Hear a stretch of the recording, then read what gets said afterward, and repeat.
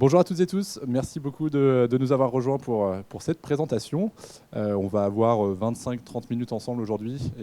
Donc je suis accompagné aujourd'hui de Arnaud, mon collègue, et moi je suis Nicolas. Et l'idée de cette présentation, c'est de vous partager des bonnes pratiques sur l'utilisation du format vidéo. Aujourd'hui, on le sait à peu près tous, le format vidéo, c'est un format très performant et il faut pouvoir l'utiliser et bien l'utiliser. Donc nous, l'objectif aujourd'hui, ça va être de vous donner des bonnes pratiques et qu'à la fin, vous puissiez repartir avec des idées, avec des pistes, avec des nouvelles idées de vidéos à développer et surtout que vous ayez des idées pour bien le faire. Donc comme je le disais, donc je suis avec Arnaud aujourd'hui. On est tous les deux des experts en contenu vidéo chez PlayPlay. Je ne sais pas si certains d'entre vous connaissent PlayPlay ou pas du tout. Peut-être, plus ou moins, ouais. Super. Pour ceux qui ne nous connaissent pas, on a un stand en bas, donc vous pourrez venir nous voir à la suite de leur présentation. Et en fait, on est un outil de création vidéo ultra simplifié qui permet de faire de très belles vidéos en très peu de temps et sans compétences techniques. Aujourd'hui, c'est vraiment notre grande valeur ajoutée. On accompagne plus de 1500 marques et entreprises aujourd'hui dans leur stratégie de création de contenu et dans leur création de contenu. Et on est présent en France, en Europe et à peu près partout dans le monde aujourd'hui. Si tu peux enchaîner, super. Avant qu'on commence et qu'on rentre vraiment dans le vif du sujet, avec Arnaud, on voulait vous présenter un petit peu des chiffres clés sur la vidéo et sur le format vidéo pour vraiment mettre en avant l'importance du format vidéo. Aujourd'hui, la vidéo, donc, c'est vraiment le contenu le plus puissant. En moyenne, les internautes vont retenir 95% du message d'une vidéo, contrairement à un texte assez classique où les internautes vont retenir uniquement 10%. Donc ça montre vraiment l'impact du format vidéo et le fait que la vidéo peut vraiment transmettre un message et surtout faire retenir le message au sein de votre audience. Ensuite, la vidéo envahit Internet à hauteur de 1/3. 1/3, ça représente vraiment l'activité en ligne du contenu vidéo. Donc vraiment, aujourd'hui, on se rend compte qu'il y a un essor au sein de la vidéo, que c'est important et que ça représente vraiment une importance énorme sur Internet aujourd'hui. Et le dernier chiffre, c'est le 20 que vous pouvez voir ici, c'est l'engagement que ça va susciter. La vidéo va susciter en moyenne 20 fois plus d'engagement qu'un texte classique. Donc ça montre vraiment l'importance, encore une fois, de se mettre à la vidéo. Et donc pour cette présentation, on va évoquer plusieurs sujets, donc à commencer par la communication corpo, le community management, ensuite le marketing, la marque employeur et la communication interne. Et je passe la main à Arnaud. Oui, bonjour à tous. Alors du coup, moi je vais vous parler de ce premier cas d'usage, donc qui est la communication corporate. La communication corporate, en fait, c'est quoi? C'est du contenu qui a pour vocation à créer de la préférence de marque. Donc c'est-à-dire que c'est du contenu où vous allez essayer d'améliorer ou de développer votre notoriété. En fait, l'objectif, il va être d'humaniser votre entreprise, il va être de valoriser votre image et de partager votre culture et vos valeurs, tout simplement. Et évidemment, dans la communication corporate que vous allez créer, vous allez aussi en fait avoir un impact sur votre communication de contenu promotionnel. C'est-à-dire évidemment, donc, comme vous voulez faire de la préférence en fait, vous allez développer et maximiser la performance de je dirais, de votre potentiel en marketing. Et il y a plein de manières en fait, en termes de contenu, d'impacter votre communication corporate. Et nous, aujourd'hui, on a choisi de parler de la RSE. Pourquoi de la RSE? En fait, c'est parce que les audiences ont de plus en plus envie que les entreprises, du coup, s'engagent, prennent position sur divers sujets. Mais il y a un peu une contradiction, c'est qu'aujourd'hui, il y a une étude française qui montre qu'un Français sur deux n'a pas confiance dans justement les engagements qui sont pris par les entreprises. Donc la question, c'est comment finalement communiquer sur les engagements que vous avez pris, sans rentrer forcément dans un espèce de greenwashing ou ce côté un petit peu hypocrite de l'audience d'une certaine manière. Et bien en fait, ça va être la transparence. Communiquer en fait en étant le plus transparent possible, ça veut dire rentrer dans le détail, donner des chiffres, donner des noms, se sourcer. Et là, vous êtes beaucoup plus crédible en fait en termes de message. Et c'est là où la vidéo en fait va pouvoir vous aider parce que vous allez rentrer littéralement dans les coulisses des engagements que vous avez pris. Et du coup, en fait, la vidéo va faire comme une certaine forme de reportage. Et ce qui est encore plus puissant, c'est quand vous allez incarner votre message, c'est-à-dire donner la parole à vos salariés qui, eux, justement, vont parler des engagements que vous avez pris. On a beaucoup plus tendance, en fait, à faire confiance à un collaborateur, un salarié, un individu réel qui va parler des engagements de son entreprise, plutôt qu'à un logo qui nous parle, en fait, de manière très descendante. Du coup, pour illustrer ça, on va vous montrer une première vidéo en fait, qu'avait réalisée Sanofi, justement, et qui a misé sur la transparence.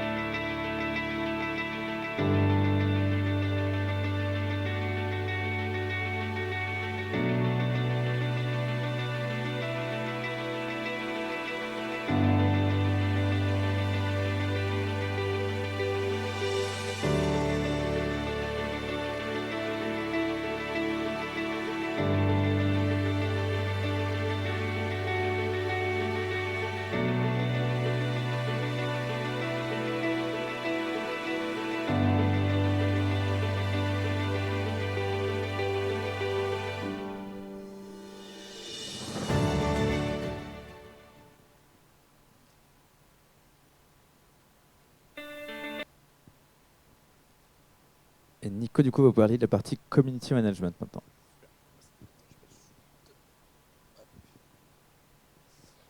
Donc le community management, comme vous le savez, ça va représenter un petit peu la présence des marques, un petit peu sur la toile, sur les réseaux sociaux et autres. Et on sait que l'importance un petit peu de ces marques, c'est vraiment d'avoir une communauté. C'est super bien d'avoir une communauté. Ça représente un petit peu, en termes d'abonnés, ça va représenter une communauté qui est fidèle, en fait, qui va liker vos posts, qui va les commenter, qui va interagir. Ça, c'est super, mais vraiment, nous, ce qu'on conseille de faire, c'est la première des questions à se poser, c'est qu'est-ce qui intéresse fondamentalement les gens en fait, qui nous suivent. Est-ce que c'est notre produit? Est-ce que c'est nos solutions qu'on vend? Et souvent, la réponse, malheureusement, c'est que ce n'est pas forcément ça. En fait, les marques, elles se mettent de plus en plus à produire du contenu qui ressemble un peu à des médias. Et donc, elles doivent produire des contenus un peu médias. Nous, la première des choses qu'on conseille, c'est d'informer et d'éduquer vraiment votre audience. Ça peut vous mettre justement dans une relation qui n'est pas commerciale et qui est un peu plus intéressante. À titre d'exemple, vous pouvez partager des chiffres clés, partager des études dans votre domaine d'activité. Ça vous fera aussi gagner en crédibilité là-dessus. Une des marques aujourd'hui qui peut très bien le faire, c'est par exemple une petite marque de production de chemises en lin qui est basée en France, qui s'appelle Gratitude, qui le fait très bien sur LinkedIn. Et en fait, eux, ils vont parler un petit peu de leur savoir-faire, comment ils choisissent leurs produits, leur entreprise et autres. Donc ça, c'est vraiment super.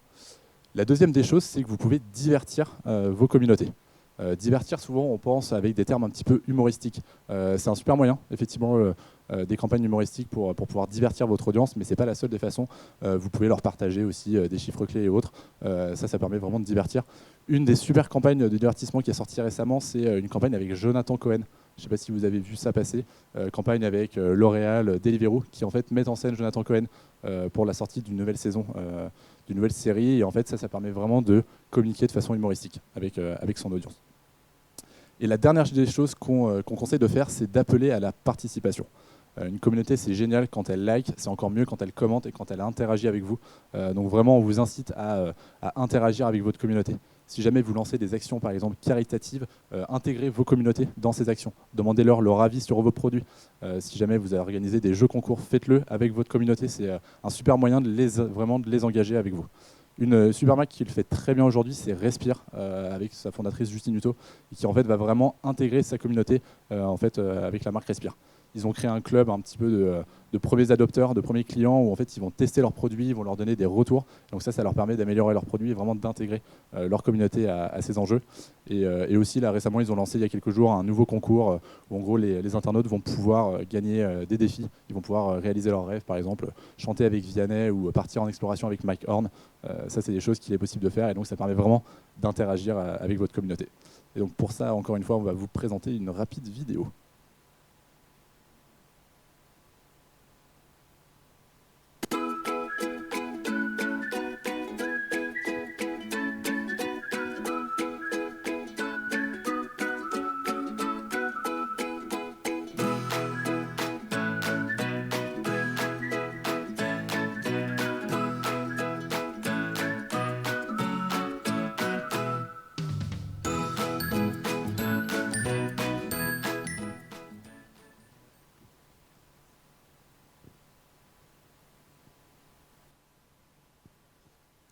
Du coup, moi, je vais enchaîner avec le troisième cas d'usage, en fait, qui est le marketing. Alors, quand on pense à marketing, c'est souvent synonyme de génération de leads et d'acquisition de nouveaux clients. Mais en fait, la règle fondamentale finalement dans le marketing, surtout dans le contenu qu'on va créer, c'est de s'intéresser à son prospect et à s'intéresser d'abord à lui, d'abord à nous. En fait, le secret, c'est réellement de se concentrer sur les problématiques de sa cible. C'est un peu basique comme discours, mais c'est vrai qu'on a tendance parfois à foncer, à vouloir communiquer sur son produit, sur son service, alors qu'en fait, en soulevant la problématique, on va naturellement pouvoir trouver la solution derrière. Et je vous donne un exemple. On a fait une publicité en fait qu'on utilise toujours, on le fait depuis 2 ans, et qui était un post hyper simple en fait sur les réseaux sociaux, sur LinkedIn, qui était de dire je ne suis pas vidéaste, je suis chargé de communication. Donc en fait, on s'est mis à la place d'une personne en chargé de communication à qui généralement les personnes demandent la vidéo, c'est dans l'air du temps, on est sur tel type de sujet, est-ce que tu pourrais me faire une vidéo? Sauf qu'en fait, un chargé de communication, il n'est pas formé pour faire des vidéos, il n'a pas eu forcément cette chance d'être formé sur des outils. Et donc, mais on a réellement réussi en fait à se retrouver dans son quotidien et à s'immiscer dans son intimité. Et d'une part, nous, on a eu l'impression en fait en faisant ça de toucher au but, c'est qu'on a eu, déjà en fait, on a eu du résultat, c'est-à-dire qu'on a eu des leads, mais surtout, on a eu énormément de chargés de communication qui nous ont écrit en disant mais je m'y retrouve totalement, c'est super, c'est exactement ce qu'on me dit au quotidien. Donc là, je pense qu'on a vraiment vu juste. Et c'est vraiment là en fait qu'il faut se concentrer, c'est de se dire, se mettre à la place de sa cible et lui trouver des solutions. Et là, ça va être beaucoup plus impactant. Enfin, évidemment, comme on est dans du contenu marketing, il y a un objectif en fait de performance. Et pour ça, la performance, en fait, vous allez guider et accompagner en fait vos prospects pour qu'ils fassent des actions. Et comment vous allez faire? En fait, vous allez mettre en place ce qu'on appelle des call to action. En fait, vous allez dire à votre audience, allez visiter ce site internet, allez visiter nos réseaux sociaux, allez sur cette page, et c'est là que vous allez en fait déterminer l'étape d'après et vraiment l'accompagner. Donc justement, pour l'illustrer, on va vous montrer en fait une vidéo qui a été faite par Boxy, en fait, qui se concentre sur une problématique. Sa problématique, c'est que les personnes passent trop de temps justement à faire la queue à la caisse d'un supermarché, et justement, leur produit peut y répondre.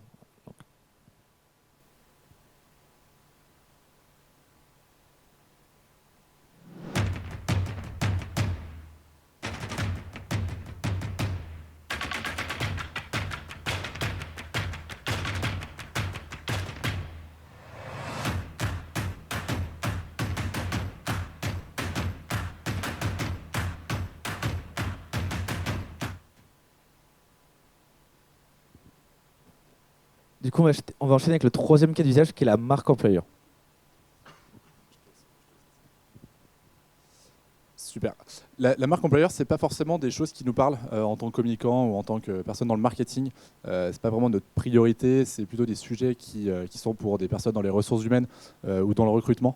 Mais en fait, c'est quand même un sujet qu'il ne faut pas négliger. Aujourd'hui, on se rend compte que sur le marché, c'est compliqué d'attirer des talents. Il y a un peu une guerre des talents. C'est compliqué aussi de fidéliser ces équipes. Et en fait, la marque employeur, c'est là que ça va vous permettre de fidéliser vos équipes et vraiment de vous différencier pour attirer des nouveaux talents. Nous, la première chose qu'on conseille, c'est d'être authentique. Ça revient un petit peu à ce que Arnaud disait au début, d'être transparent. En fait, il faut être transparent et authentique pour vraiment montrer la réalité de votre entreprise, réalité de vos métiers, réalité de vos équipes, de l'ambiance, vraiment du terrain. C'est en étant transparent, vous gagnerez vraiment en crédibilité pour justement ces futurs talents. La deuxième des choses, c'est illustrer vos valeurs. On se rend compte de plus en plus que des entreprises définissent des valeurs et communiquent dessus. Et c'est vraiment super de le faire. Souvent, des entreprises ont pas mal de valeurs en commun, l'ambition, la création, la créativité et autres. C'est bien de communiquer dessus, mais il faut aussi pouvoir le prouver. Nous, à PlayPlay, on a eu un super exemple. C'est que pendant le premier confinement, on a lancé un confinaton. En fait, c'était un petit challenge qu'on s'est lancé en interne, où en fait, il fallait on a relevé le défi en fait de reproduire des œuvres d'art, donc par les PlayPlayers. Et donc ça a été un super moyen vraiment d'illustrer notre créativité, qui est une de nos valeurs. Et on pourra vous montrer la vidéo à suivre. Et la dernière des choses, c'est d'incarner votre quotidien. Ici, dans cette vignette, on peut voir donc une vignette d'une vidéo qui a été faite par Before Bank, où en fait, pendant 24 heures, on va suivre un de leurs community managers. Et ça, c'est vraiment un super moyen de voir vraiment le quotidien des community managers, vraiment voir le quotidien des métiers, où est-ce qu'ils travaillent, comment ils travaillent, quelles sont un petit peu les équipes, l'atmosphère dans laquelle les gens évoluent. Et les futurs candidats se projetteront d'autant plus vraiment avec ces images en tête. Donc Arnaud, on va pouvoir voir la vidéo de PlayPlay.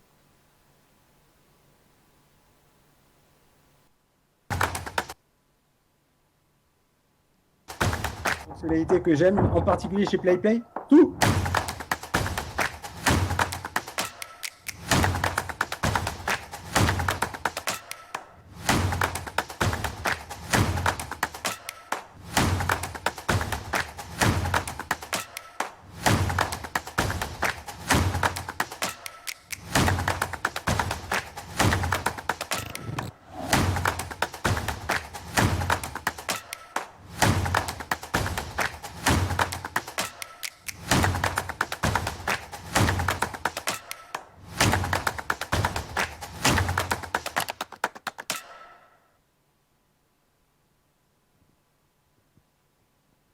Yes. Et moi, je vais vous parler en fait du dernier cas d'usage en fait, qui va être la communication interne.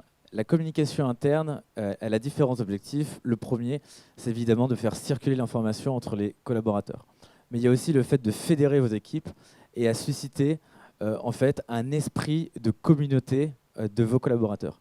Et là, en fait, la vidéo, elle va vraiment vous y aider parce qu'elle va vous permettre de créer en fait, de l'énergie.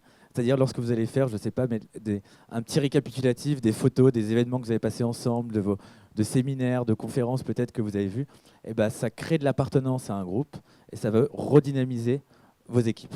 Donc c'est vraiment ça qui va être intéressant. Et aujourd'hui, en fait, finalement, c'est assez facile à faire parce qu'il faut juste un peu d'anticipation. Vous pouvez très bien demander à l'un de vos collègues en fait, d'aller faire de la captation photo ou vidéo lors d'un événement. Aujourd'hui, avec les outils, avec un téléphone de bonne qualité, avec un micro, un trépied et un stabilisateur, par exemple, on peut faire vraiment du contenu qui soit professionnel et facilement. Et ensuite, vous allez forcément vous allez profiter de ce contenu et pouvoir le diffuser à vos collaborateurs. Et surtout, en fait, vous allez pouvoir donner justement la parole à vos collaborateurs. Et ça, c'est une très bonne force de reconnaissance pour eux. Et il y a aussi le fait que parfois, les équipes ont du mal à communiquer entre elles. Et en donnant réellement la parole, certains vont pouvoir vulgariser leur métier, vulgariser leur mission, et que ça soit compréhensible en fait par tous. Et ça aussi, c'est très fort, et ça permet en fait d'avoir un réel sentiment d'appartenance auprès de l'entreprise. Et enfin, c'est un peu basique, mais c'est la communication interne en vidéo. On connaît tous un peu les newsletters qui sont papier, qu'on lit pas, qu'on met directement dans la corbeille en fait parce que c'est trop long et que c'est trop dense. Alors qu'avec une vidéo, un tuto, une FAQ, et en fait qu'on transforme son vidéo, en fait le contenu est beaucoup plus digeste et en fait beaucoup d'études montrent qu'on retient beaucoup mieux l'information dans ce sens-là. Donc on va vous montrer en fait une dernière vidéo qui était une entreprise en fait qui encourageait ses salariés à utiliser la plateforme Yammer, que j'imagine que vous connaissez, mais qui est une plateforme qui permet de communiquer comme un espèce d'intranet d'entreprise. Donc ils encouragent leurs salariés à aller sur cette plateforme.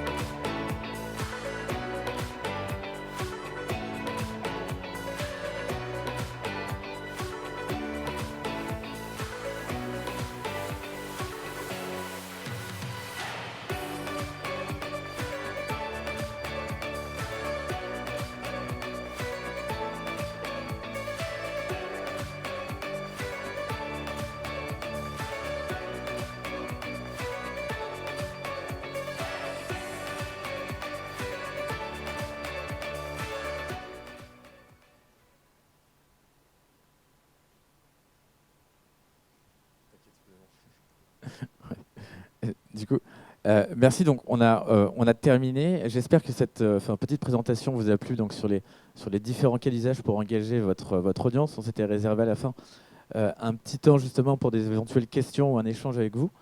Est-ce que vous avez des questions ou des réactions par rapport à ce qu'on vous a présenté aujourd'hui? C'était si clair. Oui.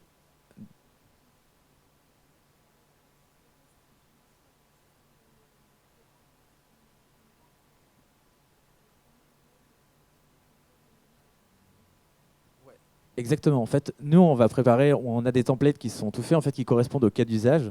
Donc, c'est ce qu'on a vu, par exemple, réseaux sociaux, interviews, événements, marque employeur, communication interne. Et en fait, ces templates, ils sont déjà préconstruits. Toi, tu auras juste en fait à cliquer dessus et l'ensemble du template en fait va se mettre automatiquement avec ta charte graphique. Ça veut dire avec ton logo, tes couleurs, ta police et en fait toi tu vas juste avoir besoin de modifier le texte et les médias.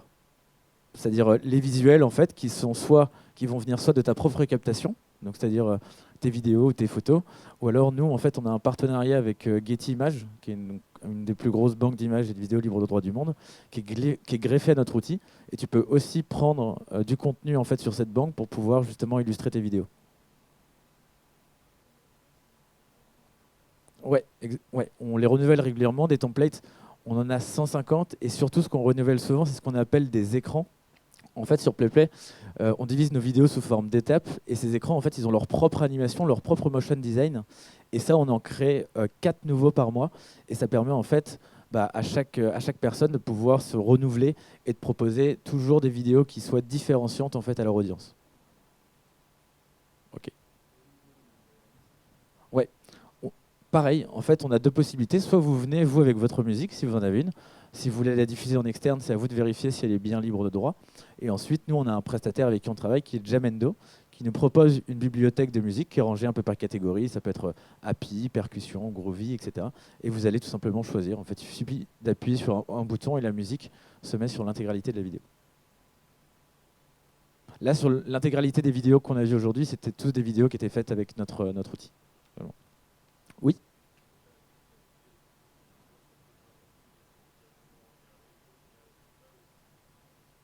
Alors, on a effectivement plusieurs formats qui sont disponibles, qui vont permettre de s'adapter aux différentes contraintes des réseaux sociaux. Donc, on a carré, horizontal, qui peut être aussi Facebook ou même écran, vertical ou story. Et ce qui est pratique, c'est que si on crée un contenu, une vidéo, mais qu'on a envie de diffuser sur une seule plateforme, il suffit de la dupliquer, on change le format, et en fait, les visuels, c'est-à-dire les photos ou les vidéos, se recadrent automatiquement. Donc, il n'y a pas besoin de faire le travail deux fois, donc c'est plutôt pratique. Oui. Pardon. Oui. Ouais.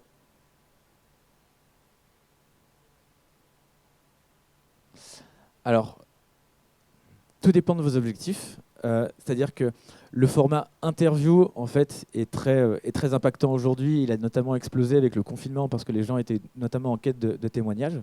Donc c'est très fort et c'est justement, on parlait d'authenticité, de transparence avec de l'interview, on va réussir à le véhiculer, à le faire vivre. Mais aussi, c'est bien de faire les deux. C'est-à-dire que sur d'autres thématiques, notamment tout ce qui est rapport chiffré, là, en fait, vous serez obligé de mettre des vidéos, du texte, parce qu'en fait, c'est juste factuel.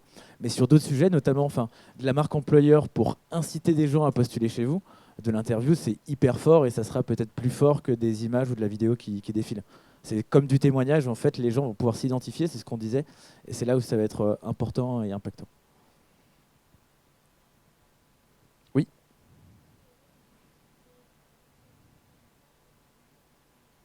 Ouais, en fait, on peut créer du contenu sur un téléphone, sur une tablette ou sur un ordinateur. Ça, c'est pas un souci. On a aussi, en fait, on a playplay.com en fait sur le téléphone qui est responsive, donc on peut créer du contenu. Et on a aussi une application qui s'appelle PlayPlay Pocket et qui, elle, va vous permettre en fait de faire de la captation directement dans l'outil. Comme ça, vos rushs, c'est-à-dire par exemple un témoignage, ils sont automatiquement mis, c'est-à-dire que vous n'avez pas besoin de les insérer. Vous gagnez une étape en plus, en fait, si vous voulez. C'est un peu plus rapide.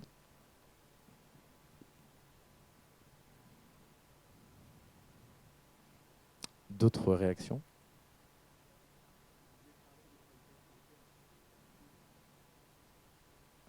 Oui, bien sûr. C'est-à-dire que de toute façon, nous, en fait, c'est une licence, et une licence, en fait, que vous connectez sur un téléphone, une application. Enfin, c'est comme les services en fait classiques, c'est la même chose. Ouais, exactement. En fait, nous, on a un coût en fait qui est par licence. Une licence égale un utilisateur. Un utilisateur, enfin, une licence, ça comprend tout ce qu'on vient de voir. Enfin, c'est la création de vidéos en illimité, les fonctionnalités, et on a aussi un accompagnement. Et ça, donc, ça vaut 500 € par mois, donc 6 000 € à l'année pour un utilisateur. Et ensuite, c'est un système d'engagement en fait qui est au minimum sur 2 ans. On a des tarifs dégressifs sur 3, 4 ans, etc. Et on peut aussi avoir de la dégressivité en fonction du nombre de licences qui peut être souscrite. Mais ce qu'il faut retenir, c'est que ça permet, c'est un outil, donc 6 000 € pour un utilisateur, et qui permet de faire la vidéo en illimité sur tous ces sujets, c'est-à-dire communication interne, externe. Après, ça, c'est vous qui arbitrez. Ok. Est-ce qu'il y a d'autres questions? Oui. Oui, bien sûr. Ouais.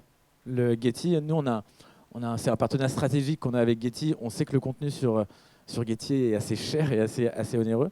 Mais justement, on a signé un contrat avec eux il y a un peu plus d'un an ou d'un an et demi. Et vous avez tout le contenu de Getty, c'est-à-dire 10 à 15 millions de contenus qui sont plugués sur notre outil. Vous allez simplement taper des mots-clés, rechercher. En fonction de votre secteur d'activité, vous allez trouver énormément de vidéos en fait, libres de droit que vous allez pouvoir utiliser.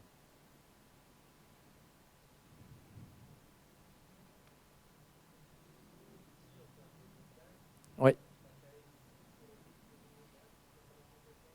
Ouais. Non, en fait, nous, en fait, chez PlayPlay, tout ce qui est motion design, animation, transition, c'est automatique sur la plateforme. C'est en fonction des écrans que vous allez choisir, c'est-à-dire des étapes, le motion va se faire automatiquement.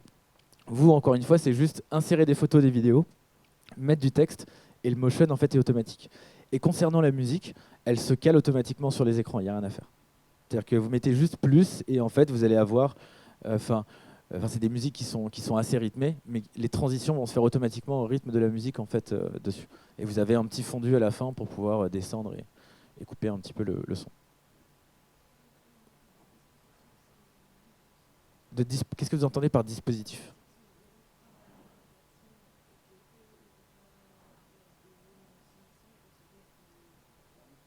Ouais, bah du coup, il faudra 2 licences, une en Amérique latine et une ici. S'il y a une personne à chaque fois qui utilise dans chaque équipe.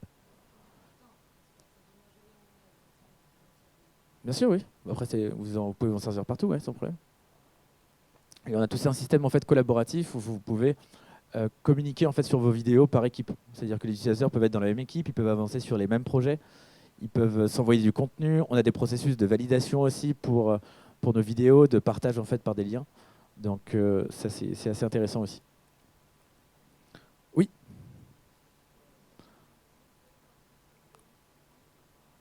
Tout à fait. On a des fonctionnalités, notamment sur les interviews. On en a 3 principales. La première, c'est le sous-titrage automatique. Aujourd'hui, sur les réseaux sociaux, il y a 85% du contenu qui est regardé sans le son. Donc sous-titrer, ça devient quasiment indispensable.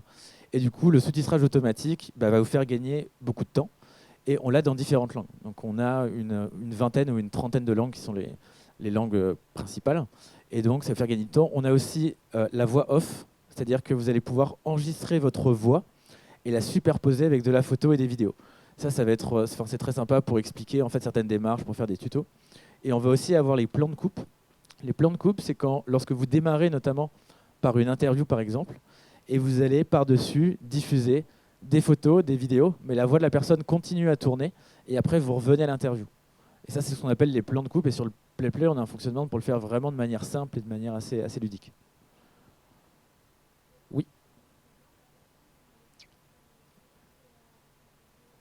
Ça sera peut-être plus simple. On va peut-être déborder après, mais on a un stand juste en bas. On peut te montrer sans problème. Ouais. On peut te faire une petite démonstration.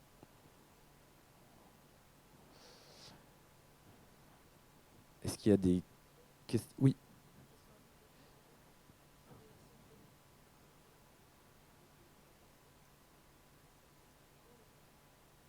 Si on met un synthé? Ok, d'accord. En fait, nous, nos écrans, si vous voulez, en fait, c'est des choses qui sont déjà pré-remplies. Donc, c'est-à-dire que vous allez avoir une case pour mettre le nom de la personne, une case, par exemple, pour mettre son travail, et derrière, les sous-titres se mettent par-dessus, et de la même façon, vous pourrez revenir dessus sous forme de bloc. Ouais, exactement. Ok. Une dernière question, tout était clair pour vous? Bon, bah, tout a l'air clair. Du coup, si vous voulez en savoir plus, nous on a un petit stand au bas, on peut vous faire une petite démonstration de l'outil avec grand plaisir. Donc n'hésitez pas à venir nous voir. Merci à vous.